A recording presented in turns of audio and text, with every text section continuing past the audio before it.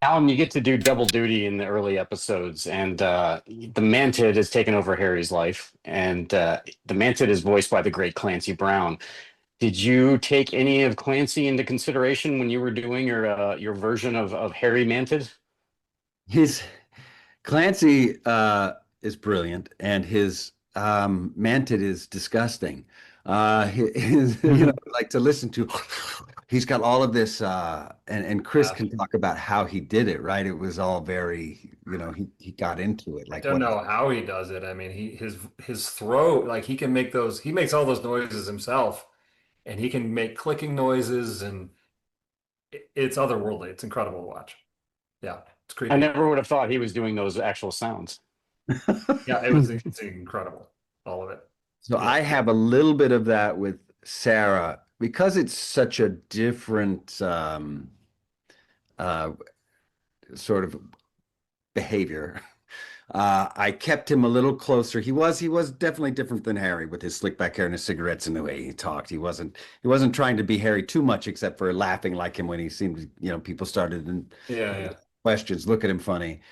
But when he was in starting to get aroused at one Hmm. point, his breathing becomes it has just a little touch of that in it. It's Yeah. very gross to me. I find it gross to watch. It's gross.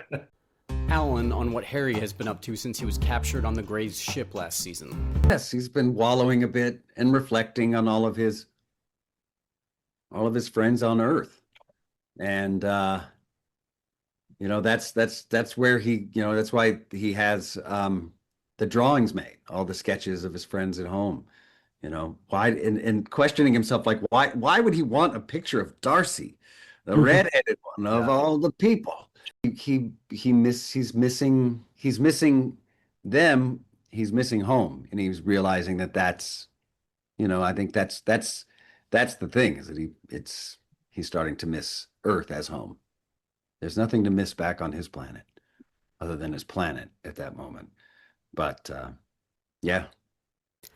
Executive producer Chris Sheridan on the alien abductions and how they contrast with the comedy on the show, referencing Alf compared to X-Files. It's a great question. I mean, Wait a second, am I Alf? Oh my God. yeah. Okay, go on. I'm sorry, Chris, I interrupted. I mean, I think one of the keys to the show is grounding it around this alien who comes in who's larger than life. And one of the ways to ground the show is to be as authentic as possible in every way, whether it's our portrayal of the indigenous community or any of the government stuff we do. And certainly all the alien lore, we try to be as authentic as possible to what is out there research-wise and people believe.